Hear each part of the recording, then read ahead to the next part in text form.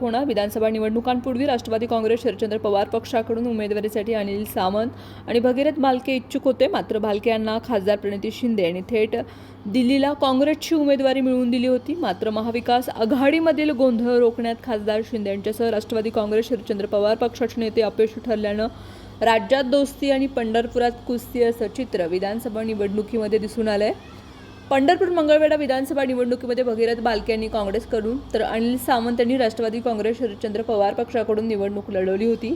भालके आणि सावंत यांच्यामधील मतं हे विभागणीमुळे भाजपचे समाधान अवताडे 8,500 मतांनी विजयी झाले होते. सावंत यांना पडलेली मतच भाजपच्या विजयास आणि भालकेंच्या पराभवासाठी कारणीभूत ठरली होती. विधानसभा निवडणुकीदरम्यान काँग्रेसच्या काही पदाधिकाऱ्यांनी बंडखोरी करत विरोधी उमेदवाराचा प्रचार केला होता. त्याकडे प्रणिती शिंदे यांनी सोयीस्कररित्या दुर्लक्ष केलं. मात्र तेच पदाधिकारी पुन्हा शिंदे यांच्याजवळ दिसू लागले. पक्षविरोधी कारवाई केलेल्यांना प्रणिती शिंदेकडून दिलेलं अभय भालके समर्थकांना चांगलंच खटकले. त्यातून शिंदे आणि भालकेंमध्ये अंतर पडत गेले. दुसरीकडे पंढरपूरमधील एका कार्यक्रमामध्ये माजी मंत्री तानाजी सावंत आणि भगीरथ भालके हे निवडणुकांपूर्वी शिवसेनेमध्ये आले असते तर कदाचित वेगळं चित्र दिसलं असतं असं संकेत दिलेत. विधानसभा निवडणुकीनंतर भालकेंनी सावंत यांच्याशी सलगी ठेवल्यानं त्याचे परिणाम नगरपालिका निवडणुकीमध्ये दिसून आलेत. सावंत परिवार हा भालकेच्या पाठीशी ताकदीनं उभारल्यानं थेट नगराध्यक्षपदाच्या निवडणुकीमध्ये डॉक्टर प्रणिता भालके या मोठ्या फरकानं विजयी झाल्या. दुसरीकडे मंगळवेढ्यामध्येही भगीरथ भालके यांच्या नेतृत्वाखालील तीर्थक्षेत्र विकास आघाडीचे नगराध्यक्ष विजयी झाले. मात्र झेडपी पंचायत समितीच्या निवडणुकीमध्ये त्यांना अपेक्षित अशी कामगिरी करता आली नाही.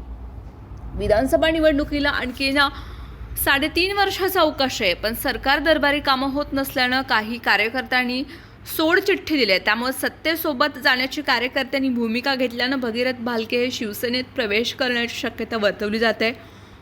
राष्ट्रवादी काँग्रेस शरदचंद्र पवार पक्षाचे अनिल सावंत यांच्या मंगळवेढ्यामधील कार्यकर्त्यांनी जिल्हा परिषदेच्या निवडणुकीमध्ये भाजपची जवळीक साधली. त्यामुळं त्यांनीही पवारांच्या राष्ट्रवादी काँग्रेसला सोडचिठ्ठी देऊन स्वगृही जाण्याचा निर्णय घेतला. आमदार तानाजी सावंत यांच्या माध्यमामधून त्यांनी दक्षिण भागामधील अनेक प्रश्न मार्गी लावलेत. तर काही प्रश्न शासन दरबारी प्रलंबित आहेत. ते प्रश्न मार्गी लावण्याच्या दृष्टीनं त्यांनी सत्तेसोबत जाण्याचा निर्णय घेतलाय. दरम्यान कार्यकर्त्यांशी चर्चा करण्यासाठी उद्या मंगळवेढ्यामध्ये भालके आणि सावंत यांनी मेळावा बोलावलाय. त्या मेळाव्यामधून भालके आणि सावंत या पक्षप्रवेशावर शिक्कामोर्तब होणार आहे. महायुतीमध्ये शिवसेना आणि भाजप एकत्र आहेत. त्यामुळे आगामी 2029 विधानसभा निवडणुकीचं चित्र कसं असणार याची चर्चाही सुरू झाली आहे.